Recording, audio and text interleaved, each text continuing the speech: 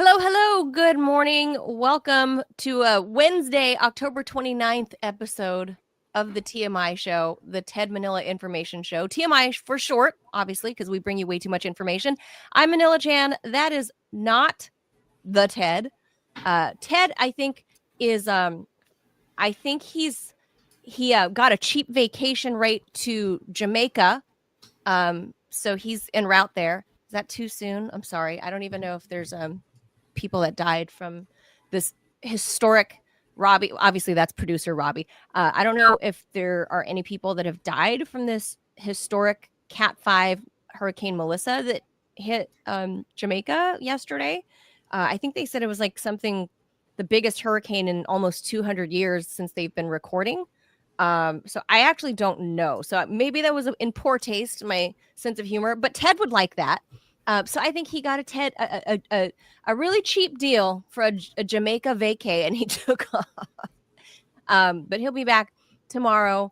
And Robby, there are viewers that want to hear your side of the story about what all went down.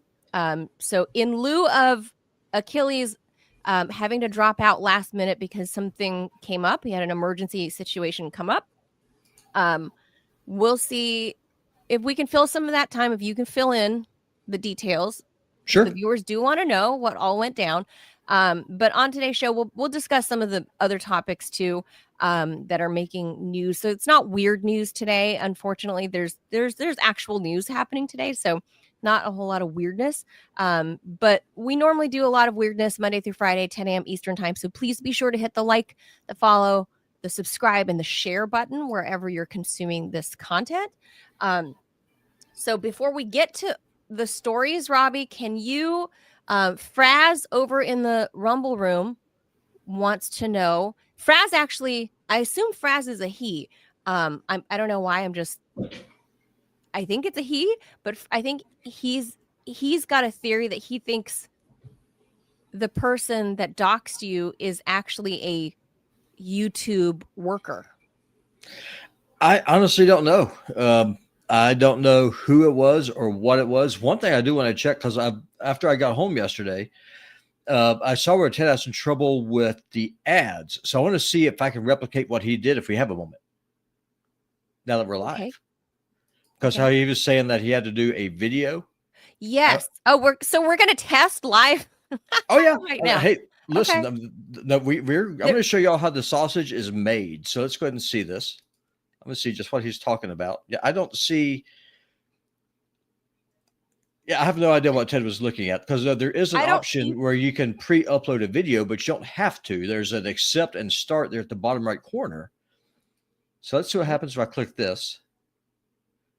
Yeah, no, I think Ted was just drunk yesterday. You've probably noticed Rumble is growing fast, not slowing down. They're building a real alternative to big tech that puts creators first and actually protects free speech.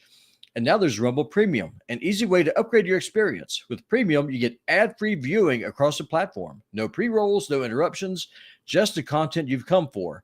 Plus, Premium members unlock exclusive content like bonus videos. We're going to have some of that today, by the way. Behind-the-scenes drops, more of that today. And more from your favorite creators like me and Manila. Right now, Rumble is offering $10 off an annual subscription. Just go to rumble.com/premium and use the promo code STUDIO at checkout. That's rumble.com/premium, promo code STUDIO. No ads, more freedom, and content you actually care about. That's the deal. Yeah, I have no idea what Ted was looking at yesterday, but that was not it. I don't know. Okay, so there's no video roll ad. No, you can make one and you can upload it and then you can play it. So I think he was clicking on the wrong button. He is French and he's old. So you got to kind of just. Okay. All right. Okay. So I'm going to try to do the Rumble room tomorrow. Yep. And try not to create 5 of them. So I'm going to try that tomorrow. So we do have Robby today to catch people up to speed in case they missed mine and Ted's rant yesterday about what happened. Was that presumably a viewer from Deprogram on the YouTube platform hated Robby so much that they decided they wanted to dox him and track down his employer in Montana and wrote a nasty email about him being a Nazi, being a white supremacist and whatever, trying to get him fired from his job, and that he was, like cheating company hours. That's what they were aiming for, to get him out, right? Cheating company hours, because he's actually doing this. He's talking on air as if he's, a regular co-host, which you guys all know he isn't. But that's what they were hinging that on. And as we pointed out yesterday, that Robby's work from home privileges were taken away because of that, but not fired. So the doxer, sorry if you were trying to get that to happen. I fully suspect. I fully expect that is eventually going to happen. To say that I am on a very short leash is a understatement.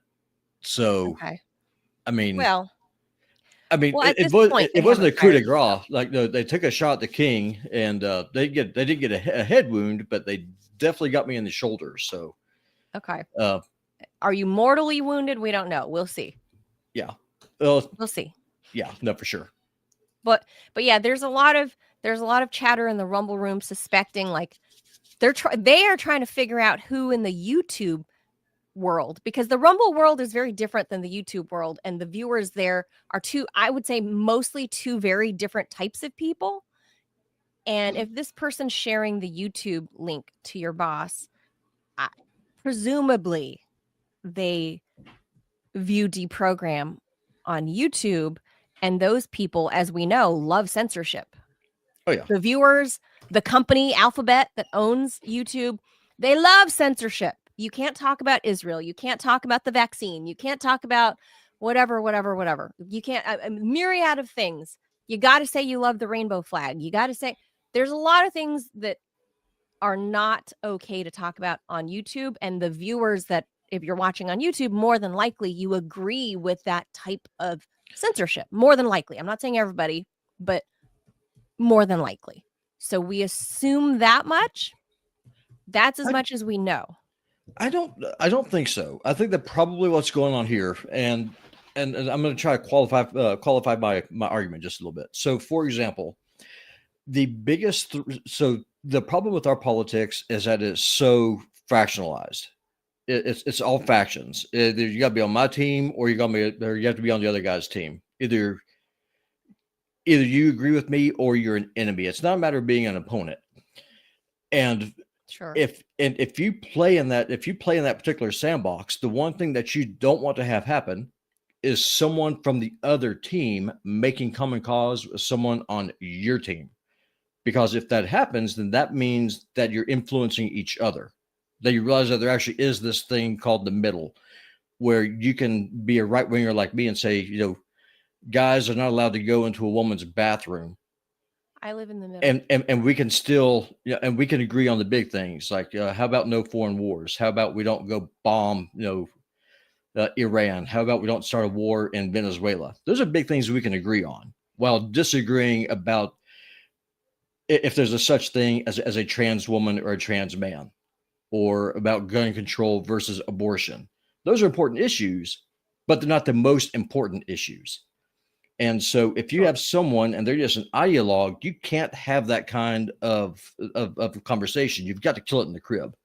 So that's all this is, in my opinion, because Ted has changed my mind on things. And I know that I've changed Ted's mind on things. And if you play team politics, you can't have that.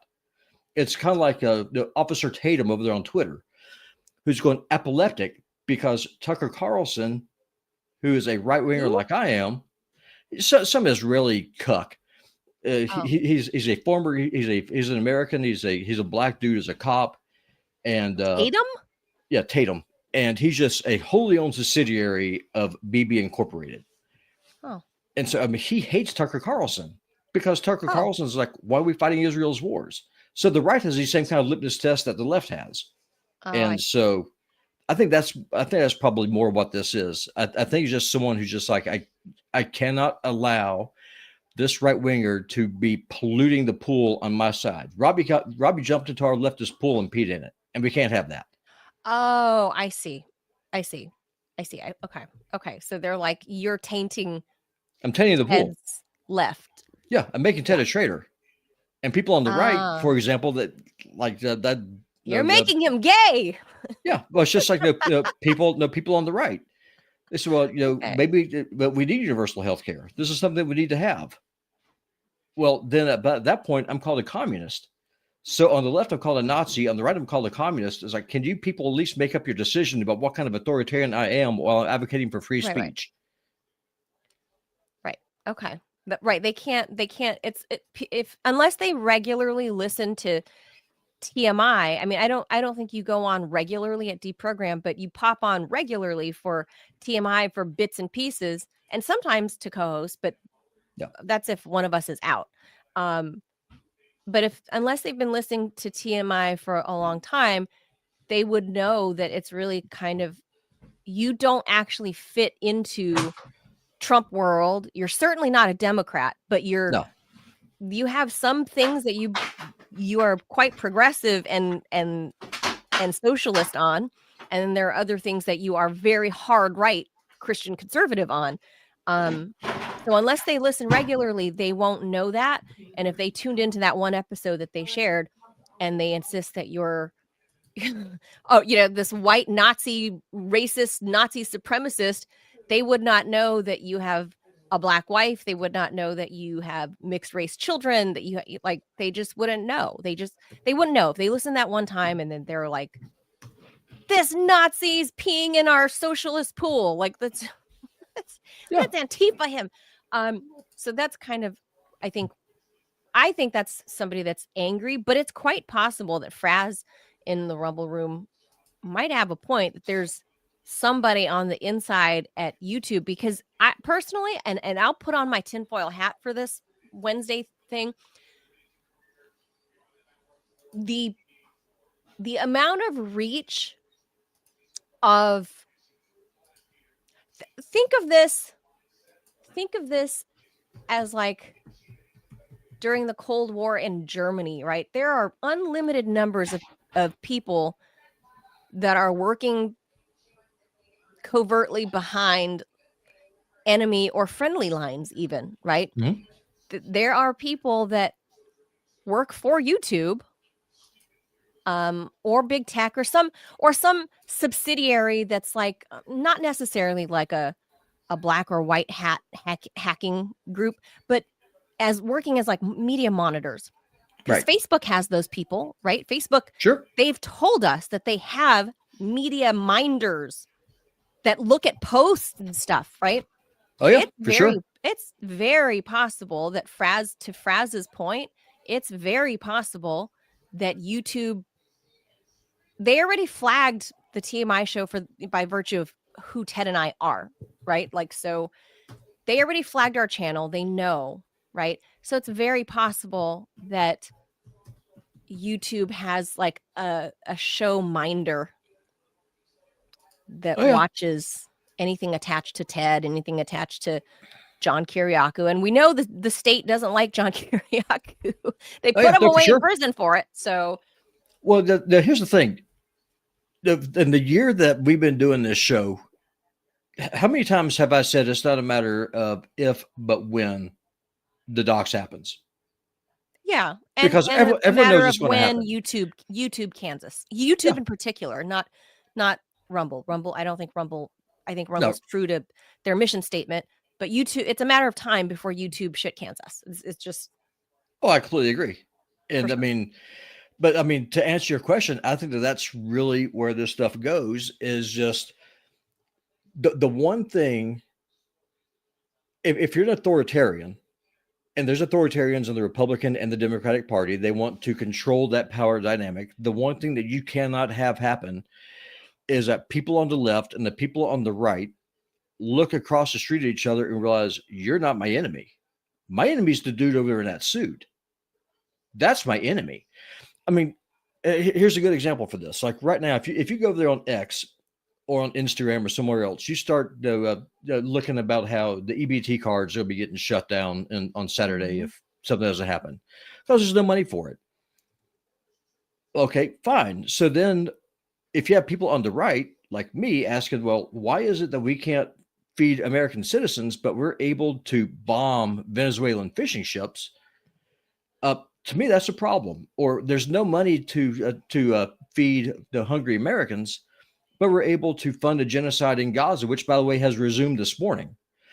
Or we can fund a war in Ukraine against the Russians. There's money for that. Unlimited funds for that. But you can't help your own people. Correct. That's what they don't want. That's what they don't want to have happen. So instead, what you got to do is that you have to demonize me because I say that a dude cannot be a woman because you can't, and a woman cannot be a man. There's two genders and an unlimited number of mental illnesses. If you point that out, then automatically that means I'm a Nazi. I'm your enemy, and you have to destroy me, even though we agree on the bigger topics. Yeah. That's what this is all about. And to answer Fraz's question, I don't know. I can't prove this. I can't be specific. But no, Montana's a big state, but there's only a few different hospitals. So most likely what happened is that whoever it is that did this, they emailed the 4 hospital chains that are here in Montana saying, hey, here's what's going on, because you're going to get one of them. So I think that's what happened. So it wasn't hard. So it wasn't hard, is your point, is for them to just send out 4 emails. No, well, like for example, there in Northern Virginia where you live, how many hospitals are there? Oh God, I mean, there's 4 within 5 miles of me. There is one in 140 miles of where I am, so it's not hard. One within 140 miles? Yeah, this is Montana. It's a very large state with a very small population. It's a very rural place. So that's what I'm saying, is that people don't understand. People on the West Coast and the East Coast, y'all are so isolated. Y'all are so insulated, right? Y'all think that everything's just all just kind of just built up, just piled in together in these big urban centers. Whereas if you go out in flyover country, especially in a big Western state like where I am, I've not been to states like that. Like I've even been to like Utah, not the whole state, but I've been to like a couple cities in Utah, and they're pretty built up. So I just, it's hard for me to imagine one hospital within a 200-mile radius. Like that is it. Crazy. There's like 7 or 8 walk-in clinics, and it's in one hospital. Like the next closest hospital, the next closest hospital to where I am is in Missoula. Wow. Which is 120 miles south of where I am. Wow. So it wasn't hard for them to just email 4 hospitals. No, it's super easy to do, right? And then the fact that you have different hospitals, what they do is that they go in, they do mergers and this kind of thing. And all right, so then it becomes owned by 1 or 2 corporations. Right. And so they're all woke. That's what they do. And so then what you do is that you just try to go in and say, oh, it's just like when I talk to the HR person. It's like, well, you're violating our social media clause. I was like, really? Which one is that? Please show me what social media platform Rumble Studio or StreamYard is on. Show me. That you're using. I'll wait. Show me in your handbook. So me being the cantankerous bastard that I am, I have no problem dancing right on back. I have no problem, fighting the good fight. Even if I know I'm going to lose, I'll still fight you. But in this case, you'd rather fight than live on your knees, as I think most of the people, especially if you're in the Rumble side. Oh yeah, for sure. But in this case, though, I was holding nations on their feet because I have this thing called the employee handbook, and so in the employee handbook, it says that you can't be on X and you can't be on YouTube and you can't be scrolling and stuff like that. Great, I'm not doing any of that stuff. You're not doing any of this. Yeah, I'm sitting here. I'm talking to people, and you're on. Or I'm and the only working software you're on using the back is end, maybe StreamYard. And I'm still doing my job. Rumble. And more to the point, while I'm doing the producer duties, I'm still doing my day job at the same exact time, outperforming those bunch of old saggy bag hags who work in the office, and I'm outperforming them while I'm multitasking. Right. So they can suck an egg. And so that's basically, long story short, is why you're not fired and that they took your your work from home privileges away. So, I'm on what they call a performance plan, which is probation. I'm on a final warning. When I was at the office yesterday, for example, if I had to go to the bathroom, I had to sign out and then sign back in. So, I mean, wait, is that a clock in or? Oh no, it was like you have a log where you have to sign out whenever you leave your cubicle, and then you from come your program. Yeah, your work. Okay. Yeah, from my work cubicle. So I mean, they're just really just dialing this. I mean, they are really pushing this good and hard. And the probationary period lasts for a year. Of course, it impacts everything. And so all it's going to take at this point is for there to be a complaint. Say, oh, Robby bullied me, or Robby made me feel uncomfortable, or Robby which you get all the time because you won't recognize men and women's bathrooms or whatever. Well, no, I mean, listen, I work in healthcare. That means biology is a thing. I agree with you. You've had 2 sensitivity trainings, though, Robby, I have. In the past 9 months. I have, and when I was going through, and I was sitting with the HR rep, we were talking yesterday, with me as the HR rep, the department head, the department director, and HR. So it was these 5 women and then me. So they're trying to intimidate me. And when I looked at my manager, I said, okay, so here's what you need to understand. I said, people think that you are a strong female leader because you're a raging bitch. That does not make you a strong leader. I said, being a strong leader means that you are able to remove obstacles from your staff so that way they can unleash their talents and do what they need to do better. You're incapable of doing this. You have no bench. Once my immediate supervisor goes away, there's no one else with the institutional experience to do what I do.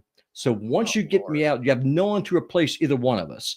And then my boss is like, are you saying I'm stupid? I said, no, ma'am, I'm denying that you have any intelligence at all.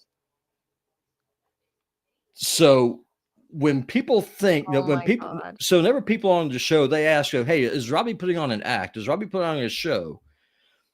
Let me assure you, what you see is what you get. I'm too stupid to have 2 faces. No, it's this horrifying because I have caught him.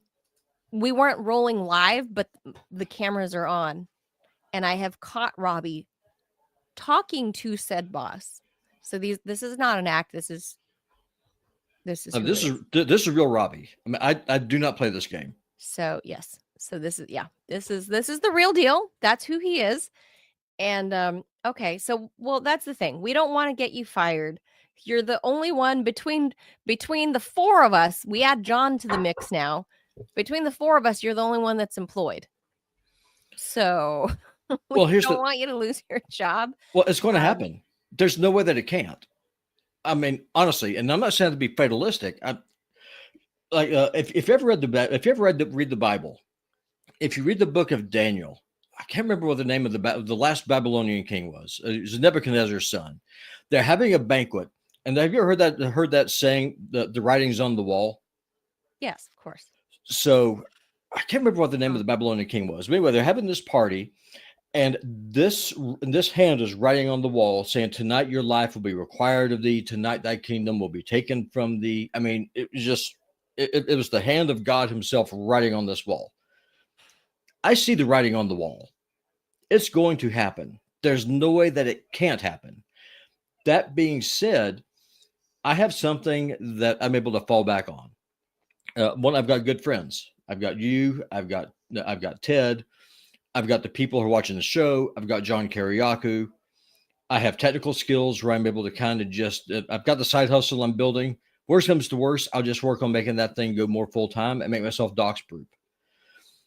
I've also got my Rumble channel. And for those of you who are watching Rumble, seriously, even if y'all aren't gamers, if y'all just follow me on Putin Bot Gaming and just let the videos run, periodically, the watch hours, they pay a lot. It makes a difference. Yeah, it really does help. So in case that does happen. I mean, seriously, but I mean, this is what the people, it's like Mark Levin, he would call me a member of the woke right. I'm not the woke right. He is. He's the woke right. And what the playbook is from establishment Republicans and establishment Democrats, both of them, is they can't win the argument, so they try to silence you. Yes. I will not be silenced. I don't know, even if I don't know where my next meal is coming from, I will proudly get up there and I will piss on the tranny flag. I will tell you to eat a dick. I will not be quiet. I will not sit down. I will say that Israel is an apartheid state, because it is. I will say America first is a thing, because the American government should be looking up for the American people, not playing global policeman. Agreed. You will, and this is the one thing, folks, that I've tried to teach Robby in the years that I've known him, is you can espouse your beliefs, but there's a price to be paid. Elevated, and no, I'm saying I espouse my beliefs, but there's a way to do it without being inflammatory and putting yourself in danger. And now that, of course, comes from, my decades of being on radio and television, that you learn verbal gymnastics about how to say things without getting yourself into legal trouble, without getting yourself into, FCC trouble, there's verbal gymnastics, right? Yeah, well, you're straight shooter, and you just want to say those things. So, well, the thing is, I'm not going to tap dance. Here's the problem, and Angela's making a good question. She asked, "Won't they know you're not sick if you're on the show?" I'm sure they're watching right now. I'm sure my boss right now is watching. I'm sure she's having a seizure right now because I called her stupid on the internet on the live stream. Because you didn't name her, so that's because I'm not a doxer, but she knows who I am. She knows that she's retarded, and I will tell her to your face, "You're retarded," because I told you that in the fucking meeting. I've heard him say this, guys. So I've caught him on the phone, pacing around on the phone, and I'm like, oh, I'm mortified. I've caught him more than once doing this. So I turn the the StreamYard on it. I'm like, oh my God, who's Robby yelling at? And it's fucking mortifying. And I keep trying to coach him on, decorum, but it hasn't worked.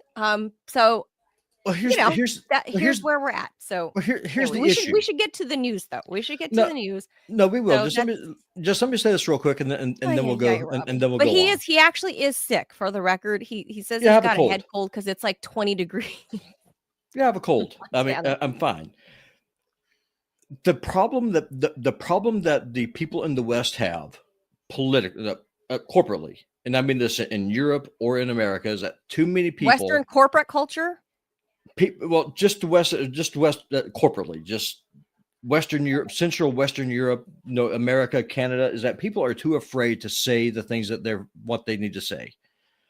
People are terrified of being called racist or an anti-Semite or whatever. Whatever.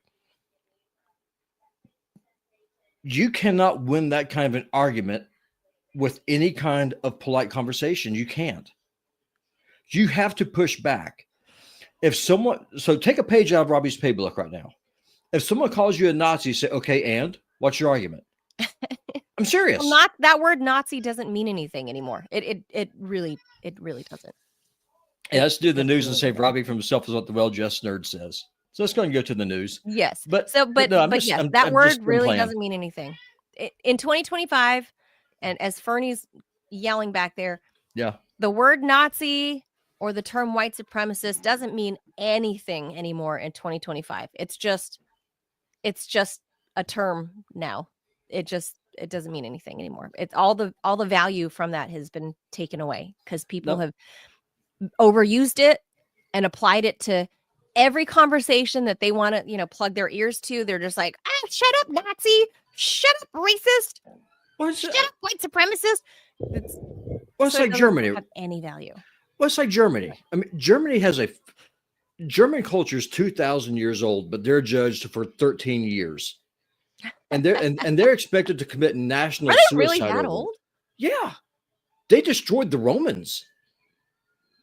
I mean, really? the Germans have been, the Germans are a thing. I didn't know they were that old. I knew at least 1,000, but not 2,000. Yeah. I mean, they are Oh yeah, it's an ancient, powerful. It's a glorious civilization. The same thing can be said of, of the French and the British, and the Greeks. You don't have to. You don't have to let people keep shaming you because of your history. Don't take it back. That's what I'm saying. And the time for moderation is over. It's time for the populist right, the populist left to come to have a common cause, join together, Okay. and that's what it's going to take. And the way that you do it is through crowdfunding. Support the people, the content creators that you like. Is if you don't, they're going to get doxxed and they'll get destroyed. Yes. If you like the content, support it. Yes, just like my YouTube channel that was more than a decade old was just ripped away from me for no reason. Like and they claimed I broke terms of service, and they never stated how. YouTube just canceled which my ones? channel.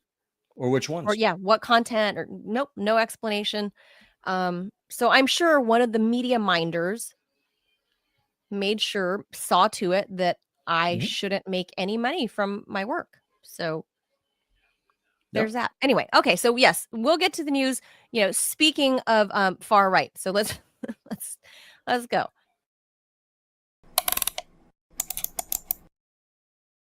All right, first things first, though, the breaking news overnight was obviously over in the Middle East. President Trump says this U.S. brokered ceasefire in Gaza is remaining in place, even as Israeli forces have carried out airstrikes and insist they retain the right to strike back, because they say Hamas attacked them first. If attacked, 104 people were reportedly killed, maybe perhaps more. Now, speaking on Air Force One, because you guys know he's in Asia right now, President Trump declared the truce was still intact and said, quote, "Nothing is going to jeopardize the agreement." At the same time, he affirmed Israel's right to retaliate, saying, quote, "So the Israelis hit back, and they should hit back."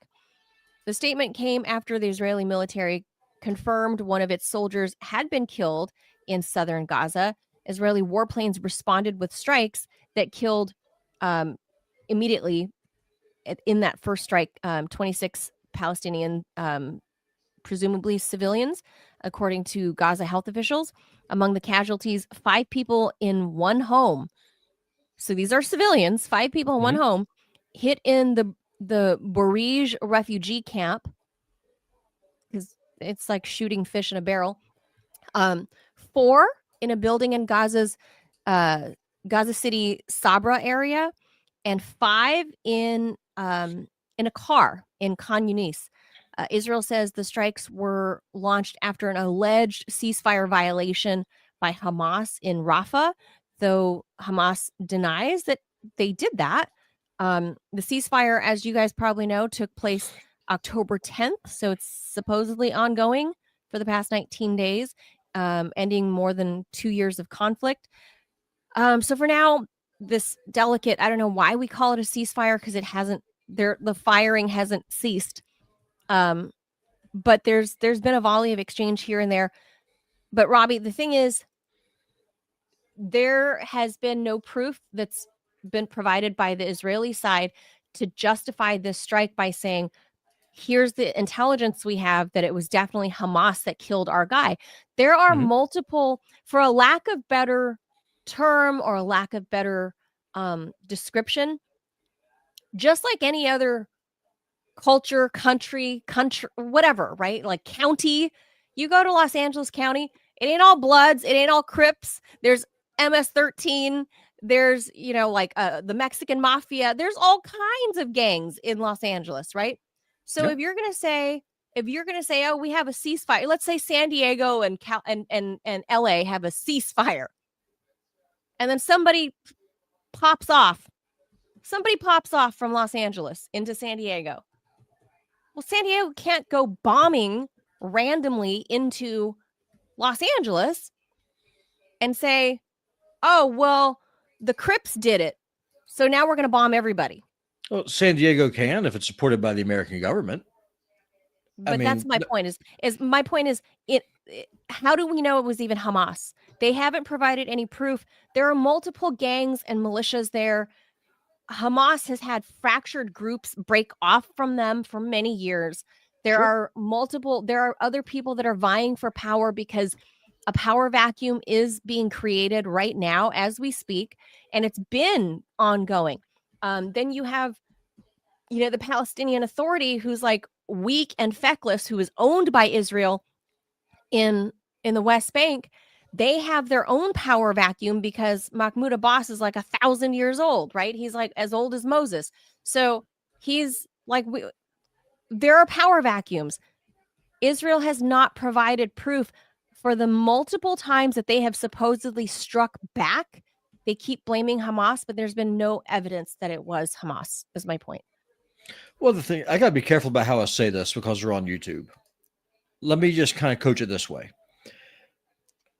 After the American Civil War, there was a guerrilla movement that was being used because the South was being occupied, and people who are not affiliated with the Confederate Army, who did not like the idea of being occupied, were hunting down and killing people wearing blue coats. Okay. If I was in Gaza today, and if I had access to a rifle, and if I was being occupied by a power that has destroyed my home, has probably killed a significant number of my family members, I could see myself, with the temperament that I have, going out looking for a little bit of justice before they got me too. Sure. Because it was just one soldier, one Israeli soldier that died. So for all we know, it's like one angry, grieving uncle. For all we know. Well, also, we know for a fact that last week the Israelis got killed by the RPG. That wasn't fired by the Palestinians. That was an Israeli dud that went off when their Bradley ran it over. So I mean, it wasn't even the Palestinians. It was unexploded Israeli ordnance that killed Israelis. So that's Hamas's fault. But also, though, I mean, if you have the whole idea that every Palestinian in Gaza is Hamas, looking at you, right, Mark Levin, because that's what you say. Well, if everyone is Hamas, right, then there you go. And I do not see that this is going to hold. I think it's going to continue. I think that the genocide is going to start up again, because the Israelis who are protesting, let's be honest, they were not protesting the genocide. They're protesting the hostages being held. They have their hostages back. Correct. So now the hostages are back. Well, not all of them. I think there's like a dozen of them, of bodies, hostage bodies. Yeah, they're dead though. Those are hostages. Those are corpses. But they got humans back, alive humans. Yeah, I mean, they got their humans back. Yeah, the hostages have been released. I mean, if you're dead, I can't hurt you anymore. You're already dead. I know. And so I think what's going to happen is that this is going to go on. Israel is just going to continue with the genocide, and Trump is just going to keep. He's just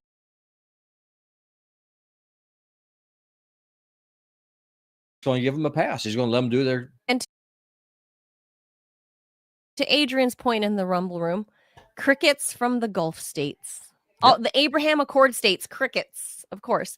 So that's like this to me. I know it's a PR win for Hamas, but physically and tangibly speaking, this is a no win for the Palestinians, because this will continue and the civilian population will get pummeled, and there is nobody that's going to back them up at the end of the day.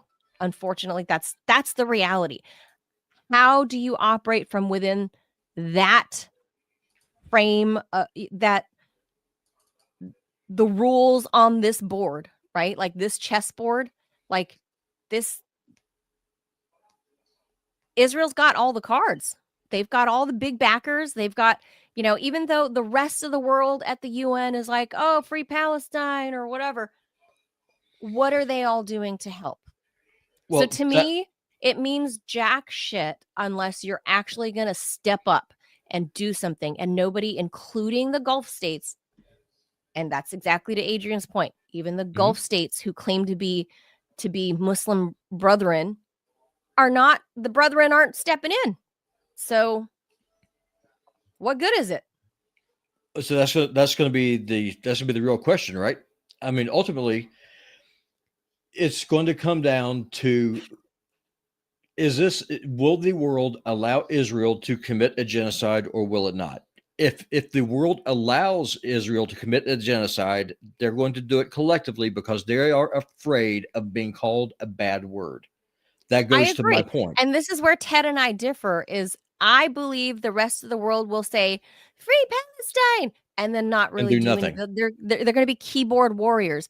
Ted believes that because they're starting to speak up, but speaking up and saying one thing, and unless they're not even dropping sanctions on Bibi himself. You have the power to actually, as a state, like if you're Canada, right, and you're Mark Carney, and you represent the country, the sovereign nation of Canada, and you're at the UN, and you're saying we believe in a two-state solution, we believe in a free Palestine, we back the Palestinian cause. Or if you're Emmanuel Macron and you're saying the same thing, but then not one sanction gets dropped. Forget sanctions on the Knesset, one sanction on Benjamin Netanyahu, to say Benjamin Netanyahu cannot shop at our Costco when you come to the United Nations.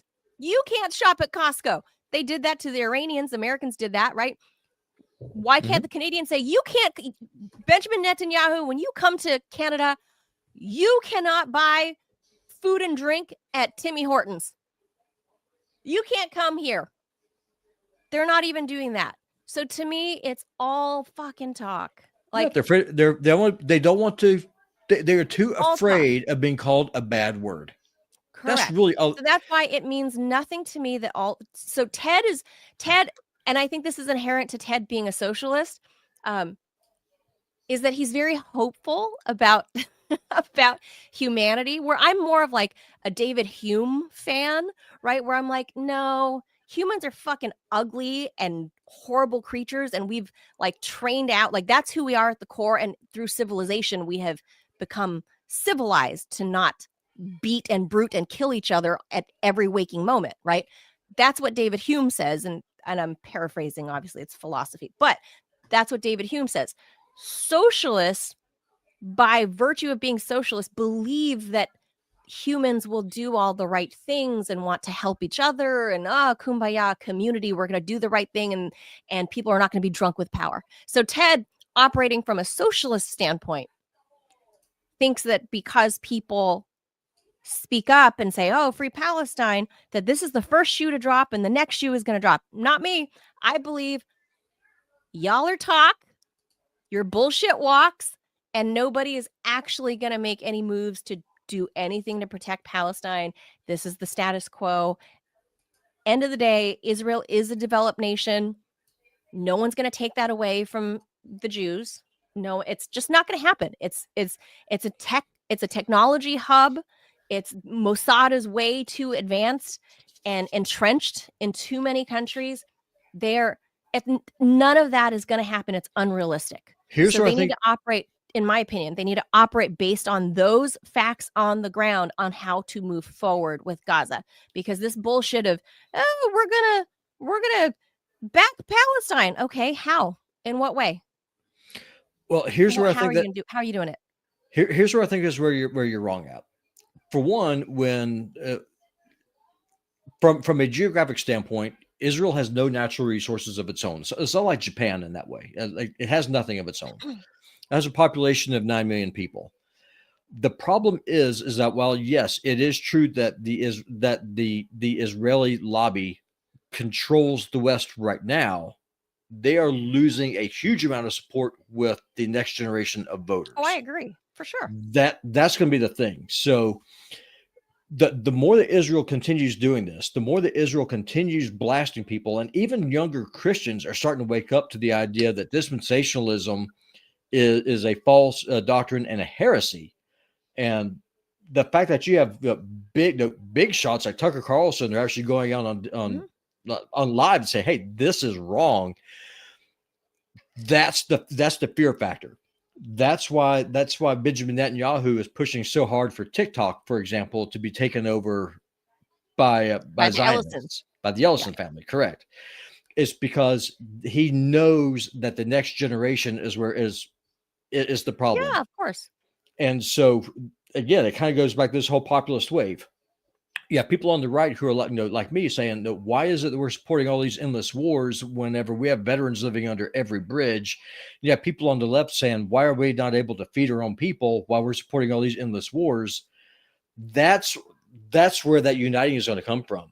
I think what you're going to see come the next election cycle for the presidential election, that's why you're going to see J.D. Vance. I think that Israel for him is going to be a massive liability. And that's why the Democrats can't field a candidate, because people are waking up to the fact that the American political system is wholly owned by this little pathetic pissant country. And people are waking up to it. And people in Europe wake up to the same thing. Trump could end this today. He could cut off Israel's EBT card. I mean, literally, he could do it. He could cut off Israel's EBT card.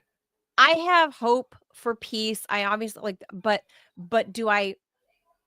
my fundamental belief is that through the millennias of cultural existence and with my Eastern Asian cultural roots going back thousands and thousands of years, I believe the true heart of man, and we will see this come November 1st, come November 5th, after the EBT cards. Speaking of, once those cards get rejected and they're dead and they're empty, we will see the true face of mankind is that we are ugly and life is short and brute and ugly, and people are going to be fighting for food. People are going to be looting and doing some nasty shit if they can't put food on the table in the next week. And we're about to see that. And I think that's David Hume will be proven right. And we have, through years and years and millennia of cultivating civil society, we've kind of bred out the way we have with cats, right? Cats come from like lions and tigers, right? Like that's who their forefathers are, right? But they've been bred through millennias and millennias down into being a domestic creature that you can hug and pet and keep on your lap. And oh, they're so cute. They're playing with their little, like the stick that has the little string and the ball at the end. Or oh, they're so cute. But you leave them alone long enough, like when Gene Hackman and his wife died, their cats and dogs started gnawing away at some shit on bodies and the other dog that died, and they return to their primal instinct. And I think the human primal instinct is to each his own. They got to live. They're going to figure out how to survive. And if it means cutting you, or like the movie Alive, the soccer players that crashed into the Andes, start eating each other's butts, that's you resort to what you need to resort to.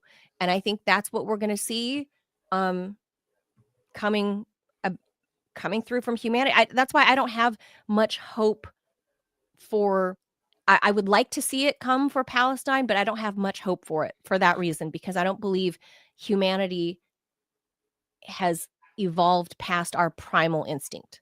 Well, of course not. I mean, we're fallen people, and we're all sinners. But that being said, the people in the West, we kind of look at everything in terms of World War II, where you have total victory, where you just completely destroy annihilation. Your right. Wars of annihilation like that are the exception; they're not the rule. Very, very seldom does that happen. War is nothing more than politics by other means, is what how von Clausewitz said, and he's right. The Palestinian objective is to get the establishment of a Palestinian state. Well, you cannot do that unless Israel overreacts and overplays his hand. If you're going to have an insurgency like this, it's going to take decades. That's what the Taliban said. The Americans have decades, the Americans have the clocks, but we have all the time. We have the time, yeah. That's what it is with the Palestinians are. That's what Hamas is doing. Every time that Israel goes through and blows up 100 kids, I know. Every time that goes out, then what that does is that makes people in the West who are funding this, because keep in mind, Israel is a first world nation because it is literally a parasite on the backside of the West. It cannot do this on its own. It doesn't have the population. It doesn't have the resources. It has nothing. Yeah. It exists wholly as artificial. It's artificial as a creature of Europe and North America. Yeah. It's an artificial place, like Dubai. Correct. It's artificial. So what's going to happen is that as the boomers die out and as the next generation comes in, you are going to see Israel is going to be looked on the way that South Africa is right now, or how Nazi Germany was looked at. That's what the Palestinians are playing at. They're not looking at solving this next year. They're not looking at solving this 2 years from now. Maybe you're right. I guarantee you they're looking 10 years ahead. I'm not sure we'll see it in our lifetimes, maybe in our children's, but I don't foresee any of these states that were speaking up at the UN a few weeks ago that got up and walked out when Bibi took the stage. They got up and walked out. Well, what's that do? Does that feed any Palestinian child? Does that stop any bomb from falling on their homes and not a home, their tent at their refugee camp? Your fucking walkout means dick. That's what it is. It means dick. So, it's virtue signaling. That's all that is. It's your virtue signal as a diplomat. That's your way of like being like, look, I support Palestine. Okay, what are you doing to support them? Your walkout doesn't do anything. That's my point. But Ted is referring to 30 years from now when we're not here anymore, 40 years from now, 50 years from now, who knows, right? I think it'll be 10. I think it'll be. I think that you think it'll be our lifetime. Oh yeah, for sure. Well, the average age of the boomers is what now? 70. They're dying off. The next generation's coming up, and you got to remember, people in our generation, we can't buy houses. Our jobs are being hollowed out. The economy is being destroyed. Our kids are going to have for the first time ever. The generation that's coming after us actually is going to have a lower standard of living than the generation that preceded them. Z will. Correct. Alpha, we don't know yet. Well, we guarantee it's going to get worse because Alpha is my son's generation. There's no work, right? And so what's going to happen? We don't know what that's going to look like. Is that people are going to start looking around, asking questions, and they're going to start saying, "Why is it that our government?" It's kind of like this. You're a mother. How would your son feel if you never fed him and just always screamed at him and told him he was stupid, while you went across the street to your neighbor's house and took him Christmas presents and told him how great he was? Your kid's going to realize that you hate him. Yeah. So think about this. You treat your own kid like crap, but you go across the street and then you start treating your neighbor's kid like he's the best thing ever. Your kid's going to grow up to not only resent you, but it's probably going to end up hating you. Of course. That's the American electorate right now. Our government is going all around the world telling these other countries, "Oh, we love you. We're going to support you. We got to defend your borders."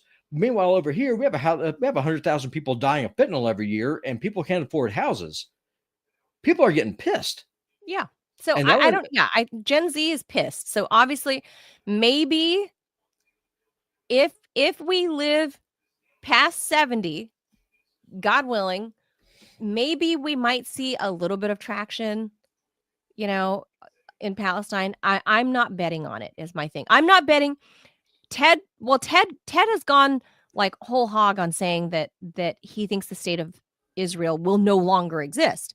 I don't think that. I think maybe 2-state solution at best.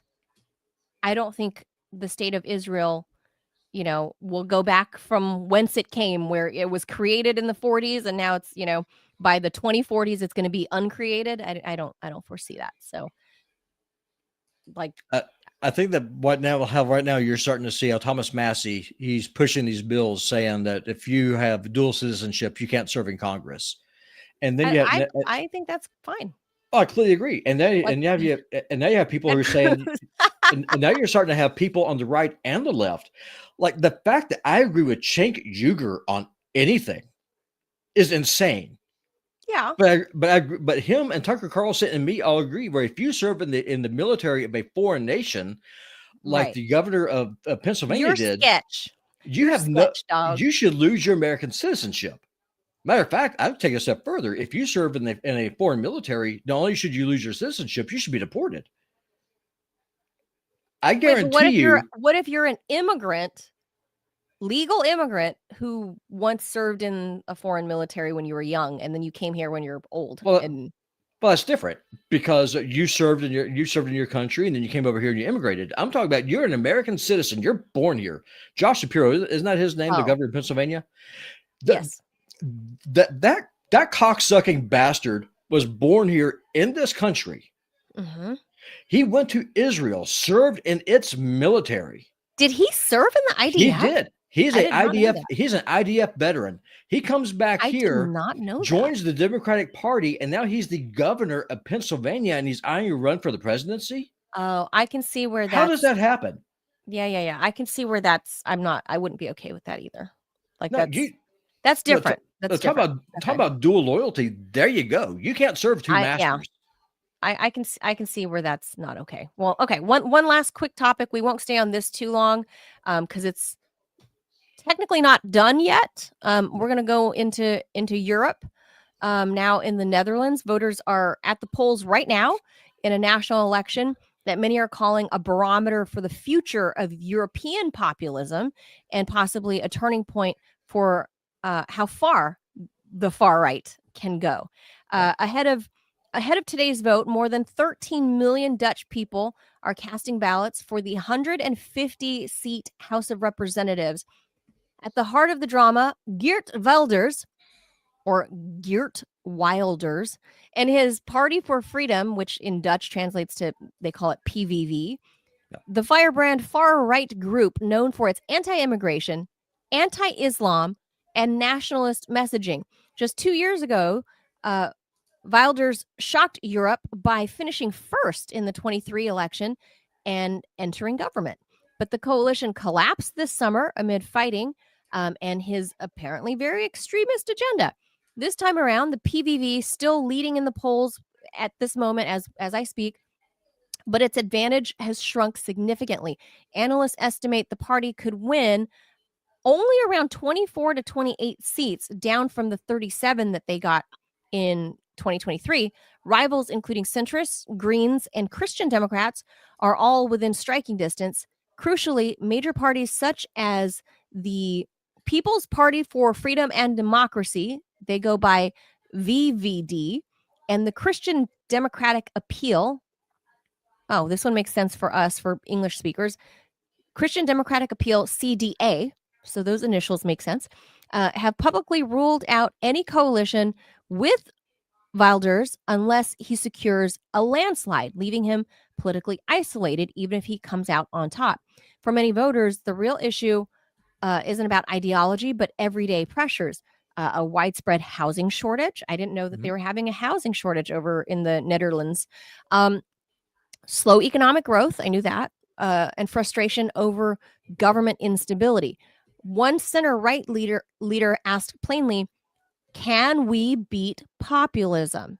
That's a question reflecting wider unease across Europe, where nationalistic parties are dominating headlines but often struggle to govern effectively. If Wilders fails to build a majority, the Netherlands could veer backwards more towards their more traditional, broad-based coalition politics, but a strong showing by the PVV, even without full power, would signal that the far right remains a potent force in European politics. The Dutch election may not just decide who governs the Netherlands. It could reveal whether the wave of populism sweeping across Europe has any momentum or if it's run its course. Robby, I think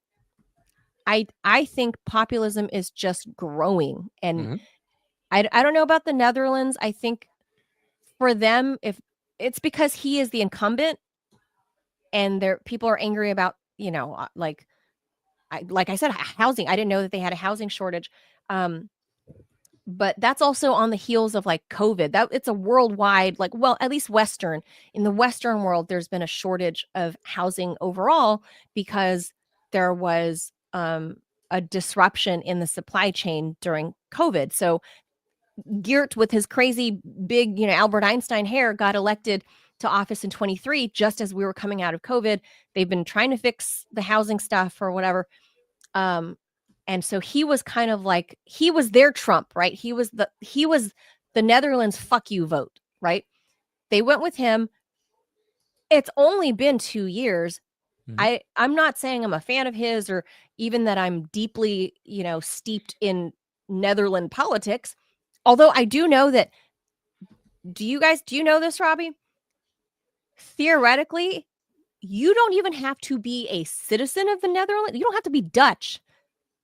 You can go pay like a couple $100 to the federal government and create your own party, no matter who you are, from anywhere.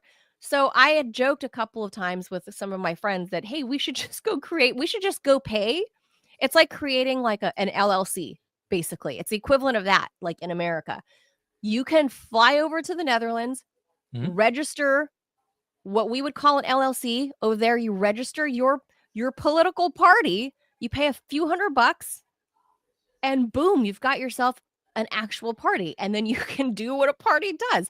Like, they have no rules over in the Netherlands, have no rules about citizenship or where you get your funding or nothing. There's like loopholes. I looked this all up and I was like, this is insane. And I went down that rabbit hole and I thought, I could literally go over there right now and run for parliament in the Netherlands. Me as an American citizen, having nothing to do with the Netherlands, just go run for office. And legally, I can. So Geert was kind of the fuck you to all of that. 2 years later, here we are. And he's lost a couple. He's shedding a few votes. I'm no big fan of his. I don't, I'm kind of neutral, but I don't think for the Netherlands, I don't know. That's their own thing. I think what we're seeing with populism, like in the UK, populism, like, okay, I take that back. England, separately in Ireland, so across the greater UK. I think Germany, AfD, right? I think we're seeing a stronger showing for right-wing populism than a weakening. And I think there are a lot of forces that want to return to status quo for obvious reasons. Well, the thing about the Dutch is that most people don't realize this. The entire country is basically like New Orleans. It's almost all of it's below sea level. So that's factor number one. So they don't have a whole lot of land to begin with. Second, their population, y'all in the chat, y'all can verify this for me. I want to say their population has almost doubled over the last 10 to 15 years, mostly because of immigration. And a lot of it is Islamic immigration. So that's why he was going on, just push, Geert was going just ham on Muslim immigration, because it's a very tiny country. Most of it's below sea level. Available housing is going to immigrants. So the native population is being left holding the bag here. And so the entire situation is untenable. It would be like if you brought in, I say, a million Syrians and you just dropped them right in the middle of New Orleans. How will that affect the city? I mean, literally, geographically, most of the country is below sea level. So they just can't go build more houses. So if you import, 50% more people, and then you start wondering why you have a housing shortage, well, there's your sign. I mean, you just imported, about half of your population. They don't speak your language. They don't have a shared culture. And so people, being the tribal creatures that we are, the domestic population is just like, well, if resources are finite, and if I can't afford to live here, why is it that my government is then bringing all these people in to replace me? Because that's what's happening. Let's be honest here. And so that's where you have Geert Wilders coming in. Now, the reason why Geert there is taking his lumps if you get on X and if you follow the Dutch, parties that are right wing, that are populist, that oppose them, they're not mad at him about being anti-immigration. That makes sense. They all are. The problem is that he's bankrolled by Israel. That's why. Like, he is a wholly owned subsidiary of the Israeli lobby. They fund him. They prop him up. Well, obviously, his PVV group is very anti-Islamic. And I'm reading in the Rumble chat, like Mr. Lee is saying, there's a lot of Turks there, and most Turks are Muslim. And I think a lot of other brown Middle Eastern people are going there, I think, to the Netherlands. So that's why the rise of the PVV party, their position is anti-Islamic, like they're anti-Muslim. Well, they also want to be able to have a house. Well, that too. I mean, no, and you don't have enough housing. Well, I mean, you physically can't. I mean, the country's very small, and more. I want to say it was like 70% that's below sea level. I mean, where are you going to get more land to build houses? Yeah. Is it really? Yeah, it's famous for its dikes. That's why they build them. Yeah, it's because the country's built on a swamp. 70%? Oh, wow. Yeah, it's huge. I didn't know it was that much. Yeah, it's like all landfill. They used to go through, they build the dikes and just try to. But the North Sea's like right there. Geography is a thing. And so, if you want to, I don't know, get married and have kids, you gotta have a place to get married and live and have those kids. But they aren't doing them. And this is a fact. Of any ethnic or religious group, if you can lump them together, like more than 50% of Arabs tend to be Muslim, right? That's safe to say. Like the vast majority. There are a lot of Christians and smaller other random whatever religions, but the vast majority, they are a minority to the extreme, right?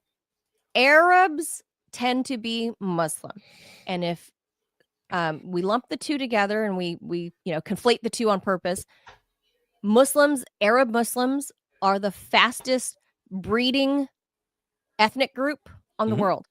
They're having the most babies. They're having families, not the American ones, but the ones elsewhere, especially in the Middle East. They are having between 4 and 6 kids on average. At least. Yeah, they're waging war through demographics. I mean, that's what it is. They're just making babies. And I don't think in the Netherlands that they're pacing 1 to 2 per couple, if that, in the Netherlands. So the population birth. So so they're getting outbirthed. And from what I'm reading of our European viewers, like Mr. Lee out in Asia, a lot of viewers that are out in Europe, they're saying, that these are the people that are emigrating to traditionally white Western countries, is Muslim populations. And that's all the anger that you see in England with the Tommy Robinson types and the millions of people marching with him. There's a lot of angry white people. I mean, white people can be tolerant until they're not, and that's the problem, right? I mean, once you get to the point where, if you start looking, and it's kind of like the analogy again with the kids, if you start importing an entire other group of people that don't have shared values, a shared language, a shared culture, shared religion, nothing in common with each other. And then you give these people welfare benefits, you give them houses, they start breeding like rabbits. Meanwhile, you can barely afford to have a crappy apartment, much less ever having a house and having kids of your own while wages are depressed by immigration. It pisses people off. And then what happens when people get pissed off? That's what propelled Wilders into office in 23, was that kind of anger. Yeah, of course. That's what did it. And what my concern is, and I mean this sincerely, because I'm not a racist. I promise you I'm not. I mean, there's no problem with a multiracial society, but multicultural societies do not work because one culture will always dominate the other one. What's going to happen is that eventually, when people have had enough, people get violent. And white people know violence. They're really good at it. Oh, we know. White people are excellent at violence. And so the people who think that these white people are just going to just keep on taking it like a bunch of pussies, eventually they're not going to take it anymore. Yeah, but Robby, and who that do you terrifies impose that on the white population itself? It's your own white people. It's your own white people, and that's the problem. Own white leadership. Agreed. Liberal leadership in liberal Western Europe, in liberal United States. Agreed. Those are the people that are in power, whether it's in the university system, all the way down to elementary schools, all the way down to Capitol Hill, down the road from me. It's white Western leadership that is basically putting a ball gag in their mouth to be like, spank me, I'm such a bad white person, kill all my people. Like Agreed. That's basically what's happening, and I find that very odd that white people don't have it's like they're ashamed to be white. Well, they are, because of World War II. I mean, it's that whole it's strange to me. Well, I mean, that's how you're able to dox me and call me a Nazi whenever I bring up what I consider a valid concern. Wages are not keeping up with the cost of living. Yeah. So what are the contributing factors of that? One is the devaluation of money, because the government's creating inflation to pay for spending that they cannot otherwise have. And second, you are importing workers to drive down wages, while at the same time you are offshoring jobs to other countries where you're going to hollow out the middle class. That's a problem. That is not a racist thing to say. That is a verifiable demographic fact. There is a reason why Atlanta used to be, 20 years ago, was a majority black city. Now it's majority Hispanic. Why is that? It really? It's because look it up. It's because of immigration. I thought it was still a black city. I didn't know that.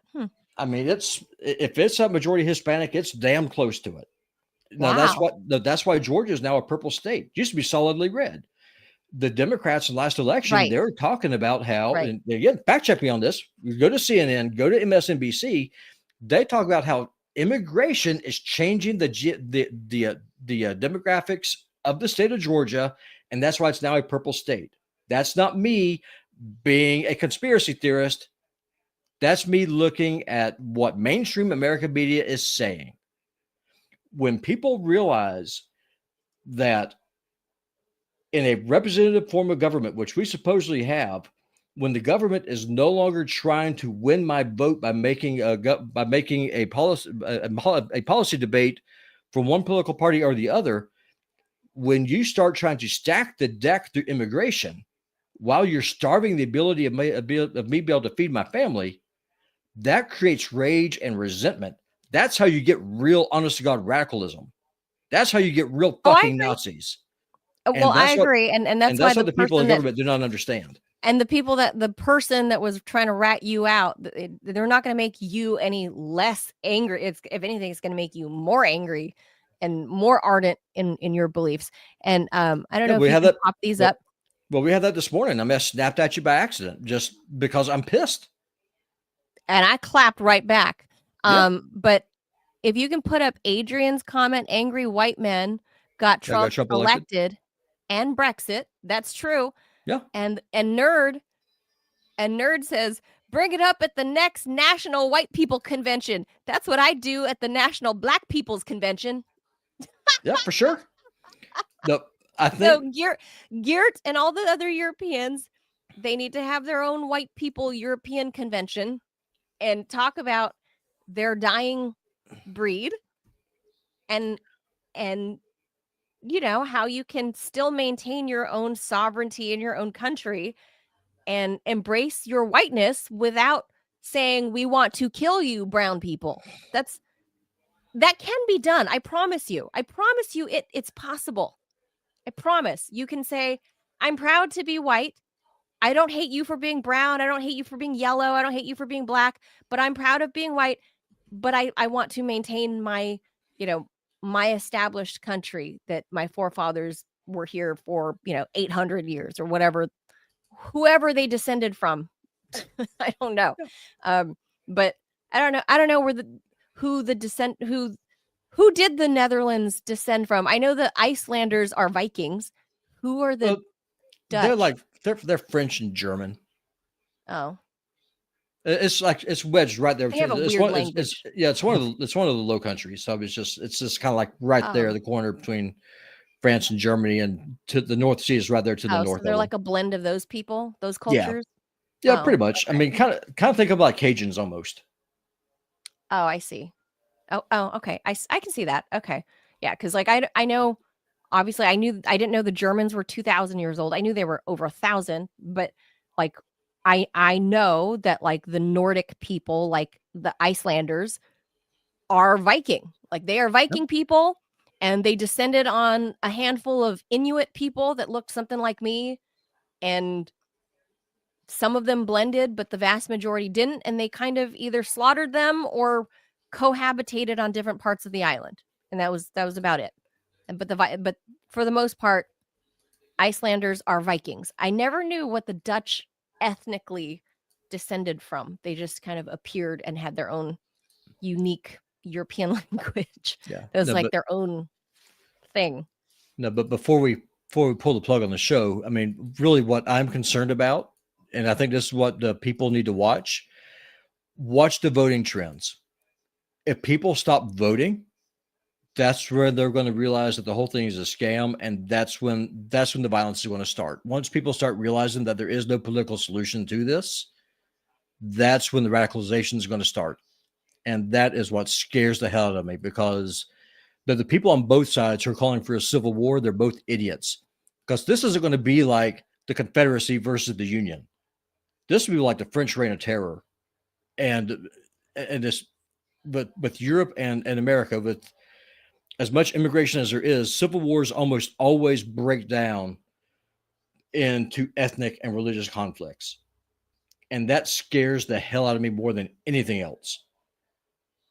So we will look at Europe. Now that you bring up that point, we'll find out tomorrow or like by this weekend when all the numbers are in, what the last parliamentary elections look like number-wise, like how many people turned out to vote versus this number, and going back in the trends, right? Like if the number of total votes cast are dwindling, then you're saying that's an indicator that people are getting more because they're opting out. Populist. Well, yeah, because if you keep on electing leaders, right? It's to your point, the point that you just made. If you keep electing people, and they keep governing it, and not only just in complete opposition to what is it you sent them in there to do, then at that point you're going to realize that the ruling class is not there for you. They're working for someone, but they're not working for you, whether it's for themselves or they're working for some lobby. They're working to enrich themselves at your expense. When people come to that conclusion and they come to realize that this facade of democracy that we have, all it is an illusion, that's when people get violent. That's when people get radical. That's what, and that is going to be the fault line. And when this happens, if it does dissolve down into a conflict based not on class, but on race, ethnicity, religion, and culture, that's when things get really, really nasty, really, really quick. That's when you get war to the knife, and that is my dread. Well, we'll look at the polls and see what those numbers look like, and see across Europe. Actually, I've never considered that, like looking at their voting trends, like not just pure numbers of how many people turned out. I've never really paid attention to pure numbers of just the turnout. I don't care who you voted for, just turnout. I've never looked at turnout in Europe. I've looked at turnout in the US, obviously. I mean, it's my country, but I don't know about turnout anywhere else in Europe. And I wonder if we can see a trend, if it's fewer turning out and then populism sweeps that country, then your theory will prove out. So we'll see. And I just want to I want to answer Ray's question in the Rumble room. Ray asked, Manila, what happened to Compton? So Compton, you all may have seen, and we'll go after this, but you all probably knew in the 90s and the early 2000s, there were all these movies about like Inglewood and Compton and whatever from South Central LA, right? This is further west of where Staples Center is, slightly west. So that's like Compton and Inglewood. And you know, all the rap gangs, rap battles came out of there. And so everyone's knows of Compton as a violent black community. So it ain't that anymore. Compton, Inglewood, the surrounding smaller subdivisions, Ray, that area, that Los Angeles is no more. It's not like that. And going further back, it's actually a swing back towards what it was in the 1950s. What is it now? It's gentrified. So I'll tell you, in the 1950s, Compton used to be a very white neighborhood, a white suburban neighborhood outside of downtown Los Angeles, where the big buildings are and factories and whatever, right? And people used to work there. So the families that have been in Compton were the families that basically established downtown Los Angeles as a factory hub. So those are the 1920s and 30s, 40s, and 50s. Those families lived in Compton because it was very close to get to downtown LA. Those were white working class families that have been there for 2 generations, at least, if not more, but 2 at least.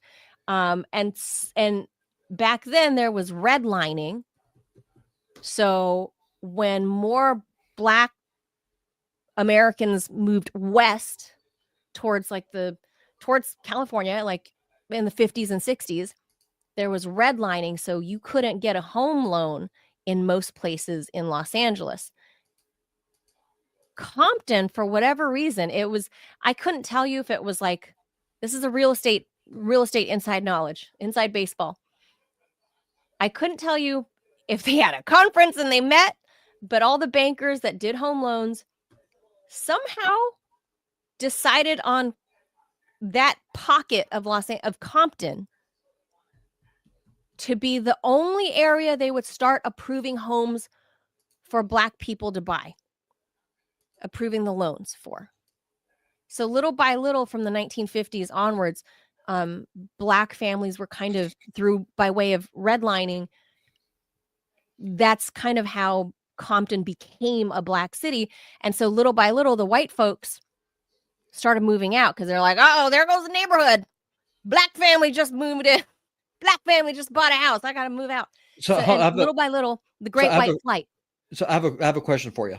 So when this happened and the Black families started coming in, did crime go up? Not in the early days. It wasn't until the 1970s and like you saw like the Black Panther movement and all that stuff sweep across America. That's when the crime started going up. By the time we got to the 80s, Compton was like literally a cracked out neighborhood. Gotcha. So the working class Blacks will start going in. They start getting the houses. When they start dying off, right. They were replaced by. They start dying off. Their kids stayed. So the original Black families that were, like the people named Michael and Donna and whatever, because everybody was named Michael and Donna in the 1950s. I don't care what color you were.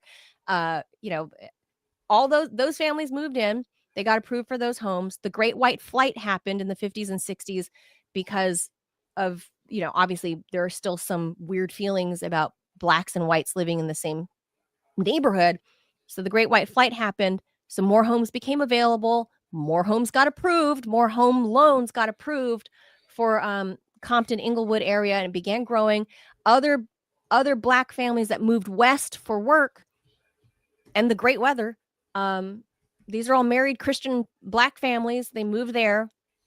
So after one generation, by the time their kids, right, are young adults in the 1970s, and we saw the advent of, like the rise of Black Panther movement or whatever in that generation, that's where things kind of all went to hell in Compton. So, and then by the 80s, it was all cracked out. Then it was all gangs by the 90s. And now it's come full circle, not in race, but in gentrification in Compton. Now you cannot get a 3-bedroom, 1.5 bath ranch home in the Compton area for no less than a number that starts with a 7 in Compton. So is it rich white people moving back in there now? It's not specifically white. It's just probably white and Latino, multi-generation American Latino moving there. So, but those black families have now moved out, and that's why the movie, the second Friday movie with Ice Cube came out, because they moved to the Inland Empire. That's the joke. That's people don't get that unless you're from Los Angeles, and it's hilarious to us because we know. Then you've got the new black flight. They've left the Compton. They've left the South Central area, and they started moving to the Inland Empire in the 2000s. So that's why that joke is funny in the second Friday movie. A lot of people don't know that. So Ray, thank you for bringing some levity in that random question about like neighborhoods and how it's changing. Compton is now Black and Latino, and that started happening in the 2000s. And so you would see Latino gangs and Black gangs, whether you're a Crip or a Blood or whatever, but you would see Black and Latinos fighting a lot in the early 2000s. But forget it. It doesn't matter anymore. So you grew up there. So you grew up there. They all made money on housing. So I have a question for you, because you grew up there. What was the genesis of the gang phenomenon? Was it because fathers were in the homes, so young men just started to flock together? Everything. Think about the crime bill. Think about the influx of drugs into Los Angeles in the 80s. Think of just all of those, the culmination, the destruction of the Black Christian family, the whole, and this is a Democrat-led movement about, like for women broadly, but we saw in the 70s under Gerald Ford, even though he was Republican, was actually the one that began to screw families and basically inadvertently empowered women to say they don't need their husbands because the state got you. The state will take care of you, baby mama. That's Gerald Ford inadvertently did that, and then created a debtor's prison for husbands or dads that were not there. So that's basically a culmination of things all in the 1970s, and then you get to the drug epidemic in the 80s, and So that's what happened to the at least the Black community in Los Angeles. That's in a nutshell. I'm leaving out tons and tons and tons of nuance, obviously, but in a nutshell, that's what happened in Los Angeles, by way of what happened in Washington with Gerald Ford, and basically you allowed for women to feel like, I don't need no man, and so you start that. The women start getting empowered. Feminism. The feminism stuff started happening. Then Black families used to be the most conservative. Black families used to be, and there's record of this in Los Angeles. Black families were strict Christian, like they will beat your ass. They'll beat your ass in that family. Black Christian conservative families, maybe not voting wise, but the way they lived. Because I know those families. I know them. They always vote Democrat. But as values go, I mean, church, like old Black ladies feeding me fried catfish and collard greens. Oh God, where do you think I learned to love that food? But that's how I went, well, gee, how do you go from grandma being like this to the neighborhood looking like that? Like, what happened? This is the early 2000s. So then I became a realtor, and I kind of looked into the social devolvement. And that's kind of what happened. And that's all in a nutshell. But now that doesn't even exist. So the hood in Los Angeles doesn't exist anymore. It's all been gentrified. They got that new SoFi Stadium out there. That's where the Rams play football. So where are the people at now? I mean, they had the Black families that bought their homes in the 50s and 60s there, that's like the joke, like the movie Friday. The second one, they moved out to the Inland Empire, or I don't know where else, honestly, but a big influx into the Inland Empire. They made money from the real estate bubble, and they moved. But I mean, by 2008. But like the people who are living there in the hood where you grew up, like where are they at now? Like, did they move to another neighborhood? I mean, where don't know. Are they? I grew up in a Mexican hood. I grew up around Mexican gangs. I don't know if they're still there. Most of my neighbors I grew up with are still there. They're just not gangbanging anymore. I couldn't tell you why or how or whatever. I don't know. They're just not gangbanging anymore. And of course, the ones that are my age, they're old heads. So they're not. But for whatever reason, the younger, like gangbanging is not as popular as it was in the 80s and 90s and early 2000s. Like it's not a thing anymore. Now people are trying to floss and trying to like be like, look at me, look at the car I drive, look at what I have. So gangbanging, as it turned out, was not as fruitful for your wallet, and doesn't look as cool on social media. Those people still exist, believe me. I still know some, but I'm from a black gang neighborhood. A Mexican gang neighborhood, not the black gangs. Those are just me venturing out to Crenshaw and dipping the Shaw and cruising on the weekends. But I don't know where the black families are now. The Latino families that I knew have been there for LA happened to them. In other words, their families have been there in California for hundreds of years.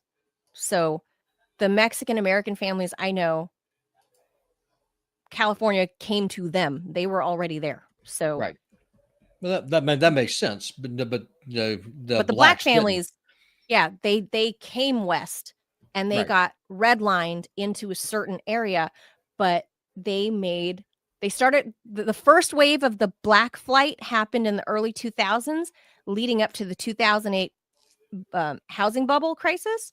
The first wave of black families left when they made money from that because their housing was starting to go up. Not the way we're seeing it now, but they got a good sum of money in what we would consider back then in the early 2000s, and they picked up and moved to the Inland Empire. But now, fast forward to the 20 teens, when SoFi Stadium was talking about being built in the 20 teens, I personally know black families that, man, depending on the proximity to the land, the homes that are where SoFi sit today, those families made millions. And I don't know where the hell they went. Probably but I know Montana. Families. I have no idea where those black families went. I just know, like, because I'm friends with a lot of like the children who are now, husbands and mothers, and they're all married and scattered around Los Angeles. But I know that their families sold for a lot of money. So they're just kind of scattered around Los Angeles. But that region of Compton, Inglewood, South Central, all gentrified. Like you can find maybe one block here and there that's going to be sketchy. But for the most part, it's not what you saw in the movies from like the 90s and early 2000s. That's all gone. Gotcha. So for better or worse, I don't know. That's up to you to decide. But for better or worse, that is not Los Angeles anymore. So, yeah, that's that. Anyway, we'll leave that there. I hope that was a thorough answer to the question. Oh, look, Nerd has a comment for you. Nerd says, it's the same all around the U.S. In Georgia, black families moved out to the suburbs, and now you have that crime in nice areas because the kids are still acting out even though their parents escaped the hood. I believe it. That is 100% spot on. That's what I've experienced. That's what I've seen. That's what I've lived through. And that's what I'm still witnessing at home. So, but to say you're seeing it right now where you live, like you're seeing all these gangbangers just going around just tearing everything up. If y'all start stacking bodies, you fix that problem, Only if they enter my home. No, I mean, this is my castle. Just the people there corporately, like live in Alexandria County there in Virginia. If the people live just, wherever, if they decide that y'all are just tired of the crap and just start shooting them, you solve that problem. It's open season. Get a license. Have at it. We have Virginia is still open carry. Oh, and by the way, we have our elections coming up for governor. I just want to point this out since we're talking about black families, black folks, and is Jamaica. Winsome going to win? Is Winsome going to win? Winsome Sears is currently the lieutenant governor. She is the first black woman to hold a statewide office in Virginia, home of General Lee, right? The first black woman to hold a statewide office. She is running for governor against Abby Spanberger, who was a member of Congress, I think, for 1 or 2 terms. I don't know. But and the CIA officer. She's a spook. She's a spook. On good terms, not a John Kiriakou kind of a spook. But she's a white liberal Democrat spook running against a black conservative Marine Jamaican immigrant. Is she Jewish? Has that come up? I don't know. I don't know if she is. Because no idea. Because then she can punch that minority card. Because then you can call her white. She is white. Well, look at Israel. Most of them are white too, but they ain't white. Well, they're white to me. They're white to me too, but I'm just saying. But no, I'm just. I look at them and I see white, so I don't know. Same here. But I'm gonna continue. Sorry, I interrupted. My super hot Zionist friend. She's from Israel. I see a white woman. I don't care that she's actually Israeli by place of birth. I look at her and I see a white person. Didn't she serve in the IDF? She was IDF. Yeah, she was IDF. She should be deported. They're all IDF. They're all IDF. If you're born and raised in Israel, you have to be IDF. She didn't have a choice, but I think she probably would have wanted to anyway. But anyway, that's not my point. I don't know if Abby Spanberger is a Jewish lady or not. No idea. So just found out yesterday, Winsome Earl Sears is her name, the lieutenant governor. This black Jamaican immigrant, Christian conservative. Okay. She's a former U.S. Marine. She's kind of a badass lady, if you ask me. Gun-toting. She loves that Virginia is an open carry state. She wants to make sure it stays that way. She wants to, in fact, make it easier for us to be able to conceal carry. Which, I'm a fan of. Yeah. I'm good with that.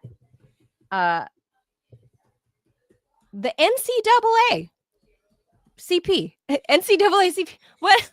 NAACP? Yes. I got this all wrong.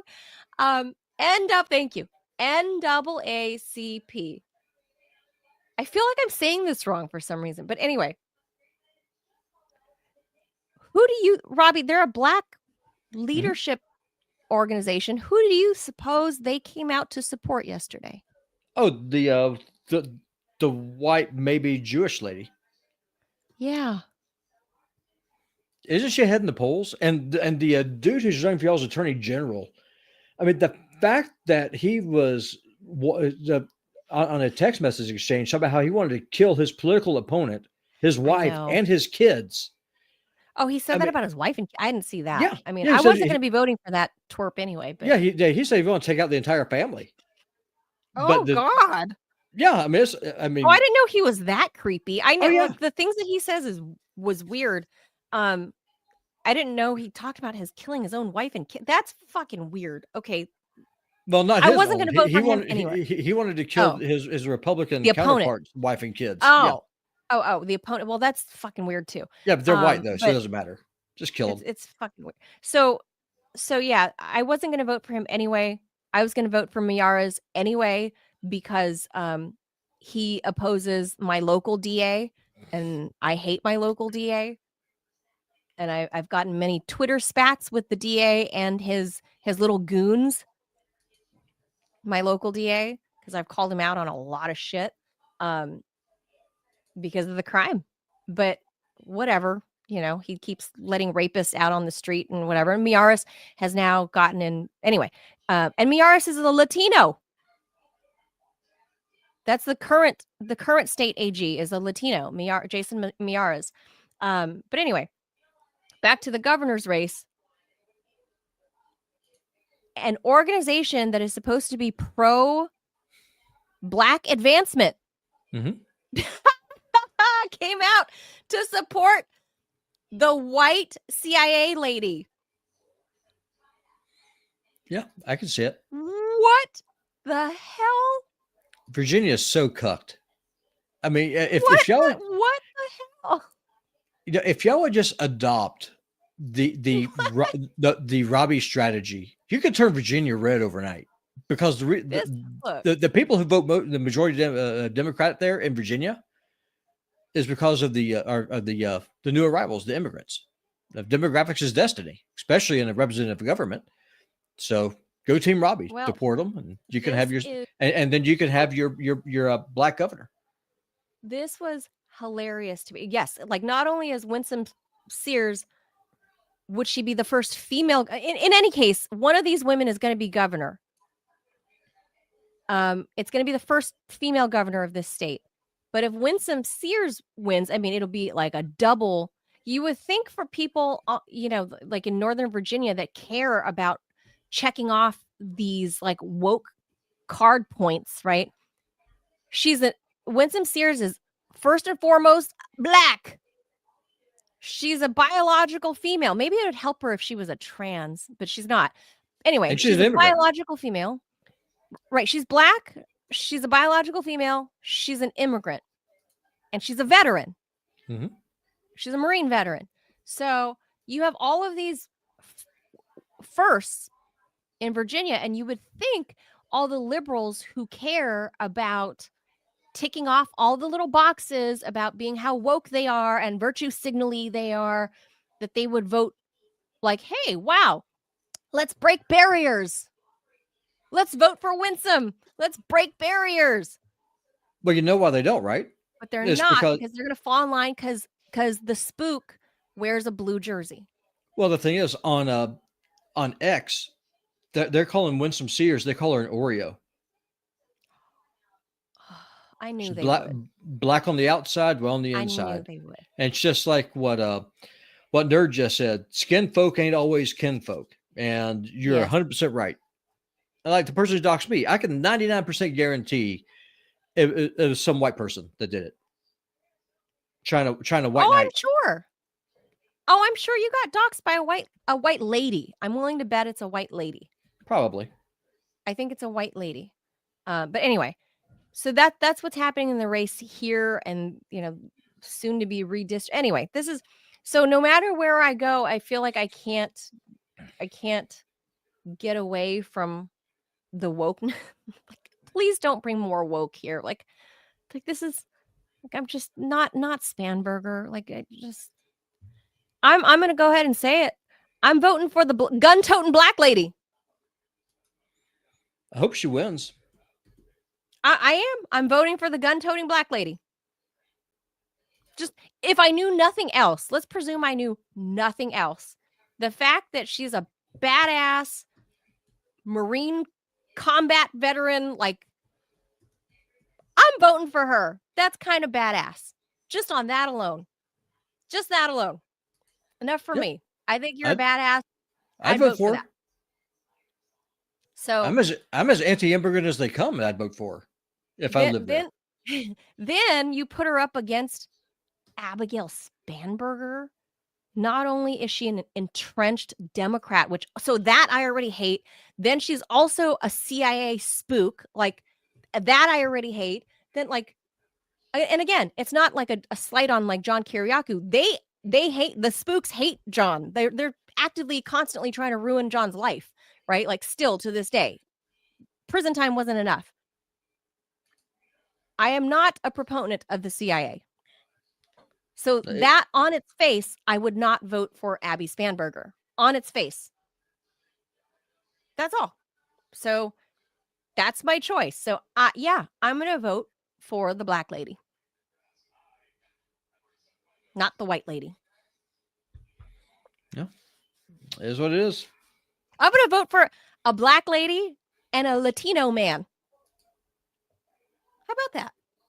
Works for me. Oh, and you know who's running for lieutenant governor? Who's actually, I think, leading in the race? Who? Oh, what is his name? John. We had him on the show. The guy that was leaving the radio show and he's running. Oh, the gay Republican dude. Yes.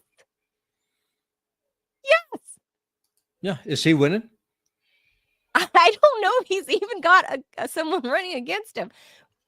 I just find it amusing that we had him on the TMI show and he announced his candidacy here. Yep. His intent. I don't know if he officially at that point, but he announced his intent to run on the TMI show last year. So yeah, we need to get him back on.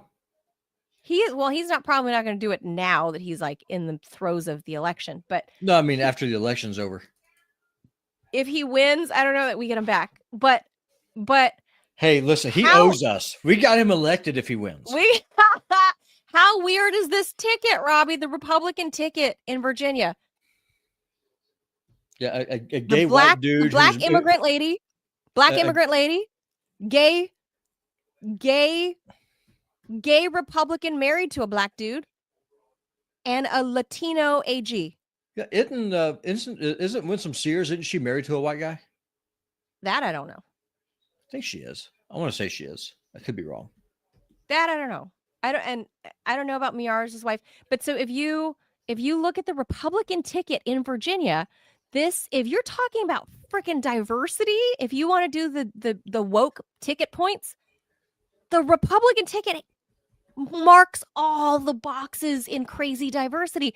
You look at the Democrat boxes, you look at the Democrat ticket, like Abby Spanberger, we're talking about like people on that side that are entrenched in government, regular straight white or black or whatever you are, just like very, what do they call it? Like cis and whatever.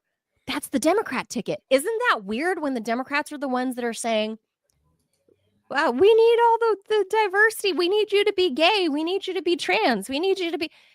But if you look at the Democrat ticket in Virginia, everybody is like cookie cutter, cisgender, whatever. Right? It's the opposite is my point. I find that ironic and amusing. No, I do too. That's all. It's just very strange. The Republican and Democrat tickets in Virginia are. I live in bizarro world in Virginia. That's all I got to say. So I think it's hilarious. Anyway, we'll leave it there. Thank you for filling in, Robby. Feel better. I hope. Please don't get in more trouble. I really don't want you to lose your job. Well, the thing is, I have no idea when I will be back on the show because work from home is nuked. Gone. Is abolished. Yeah, it's done. I'm chained to a cubicle, and I don't know how long that's going to last. Or, I mean, it really sucks. I would love nothing more than to go into the office on tomorrow or Friday and tell her to please eat a bag of dicks. I will see you in the next life. But I just can't do that right now. Now, if it happens to me, no, it is what it is. I'll figure it out. But yeah, no, it's bad. All right. Well, so Ted and I will be back tomorrow. We'll figure it out. And we're gonna figure it out day by day about how to do what. And Robby will still be a part of the show, but he won't be live with the show. That's basically the best way to put it, right? Yeah, he's just not going to be live with us, but once in a blue moon until we figure it out. Yep, we'll make it work. So he is still a part of the show. In case this show and deprogram, he just won't be live on air with us anymore. So until I don't know. We'll see. So go support his channel. Go subscribe. Putinbot Gaming and all the subsidiaries. So you post links on that, Robby. All right. Thank you. Thank you, everybody, for tuning in. We'll be back tomorrow. Happy Hump Day. That makes people happy, humping. It does. Humping is fun. Thank you, nerd. I appreciate it. Adios, everybody. Have a good Wednesday. We'll be back tomorrow, Thursday. Bye, everybody. Bye-bye.